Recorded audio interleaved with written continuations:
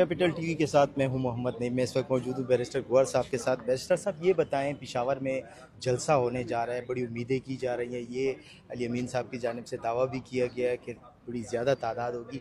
क्या कहते हैं सूबाई नहीं, लेवल पे? इंशाल्लाह ताला ये खान साहब की तरफ से हिदायत है और मेरा ख्याल है केपी में हम 20 फरवरी के बाद ये पहला जलसा कर रहे हैं। उसी दौरान हमने कोई रैलीज की थी और जिस तरह 5 अगस्त को हमने किया था, और इंशाल्लाह ताला इसमें खान साहब ने खुद कॉल दी और खान साहब हमेशा से डेट हमें मुतय्यन करके बताते हैं और इसमें पूरे पाकिस्तान से लोग आएंगे और उम्मीद है मुझे इंशाल्लाह ताला बहुत बड़ा जलसा होगा। सर, इस्तीफ़ों के हवाले से बताएं। इस्तीफ़ों के हवाले से बाज़ जगह पर ये चेमंगोइयाँ की जा रही हैं कि अब मरहला आ चुका है कि कौमी असम्बली से और सूबाई असम्बली, इस तरह की बातें हो रही हैं। आप क्या कहते हैं? देखिए, हालात को तो हम मॉनिटर कर रहे हैं और बड़ा सीरियसली मॉनिटर कर रहे हैं जो इस वक्त के हालात है पॉलिटिकली, और खान साहब के साथ जिस तरीके उनके केसेस नहीं लग रहे या बुशरा बीबी के हैं।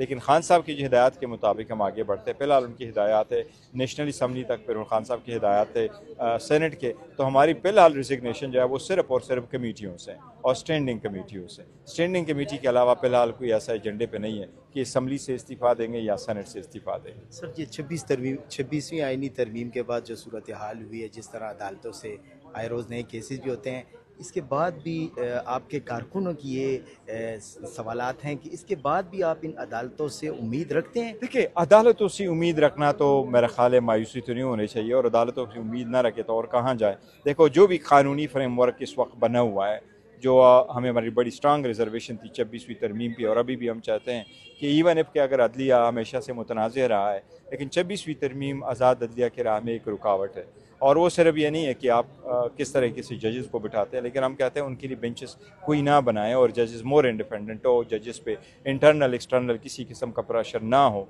लेकिन हमने उस फ्रेमवर्क में देखा है, वो जो भी फ्रेमवर्क है अभी 26वीं तरमीम के बाद जो जजेस बैठे हैं, जो कोर्ट बनी है, जो बेंचेस बने हैं, हमने उसके अपने केसेस तो गुजारना ज़रूर है। तो हम बहुत सख्त कोशिश कर रहे हैं कि इसी सिस्टम में रहते हुए कोई चेंज हो और इसमें हमें रिलीफ मिले। बैरिस्टर साहब, एक सादा सा सवाल है, वो रेडी वाला भी करता है, वो बस वाला भी करता है कि इमरान खान साहब कब रिहा होंगे? बिल्कुल, आप सही कौन कह से रहे ऐसे हैं। केसेस हैं? ये सही कह कि हर बंदा यही क्वेश्चन करता है। हमारे वर्कर सपोर्टर शायद मायूस भी इसी वजह से कि क्यों नहीं जल्दी निकाल रहे हैं, और हमारी भी ये तवक्कुआत नहीं थी कि खान साहब की जो जेल में है ये इतना लंबा होगा, क्योंकि 2 साल से ज़्यादा का अरसा हो गया। लेकिन एक के बाद दूसरा केस, दूसरे के बाद तीसरा केस लगा देते, तो आपने देखा सिस्टम को कि वो केस लग भी नहीं रहे।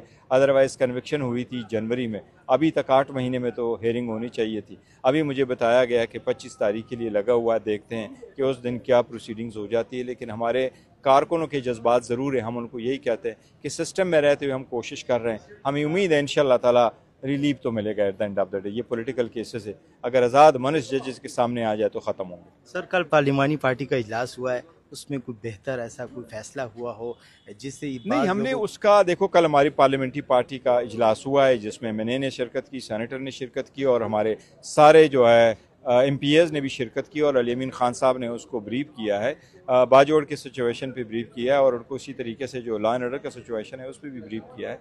लेकिन उसका हमने बयानी अभी इशू किया था, वो सब ये था कि कुछ गलतफहमियाँ लोग पर आ रहे हैं इन रिलेशन टू जो बाजोड़ में हो रहा है, उसको क्लैरिफाई करना ज़रूरी था। Thank you thank sir. You.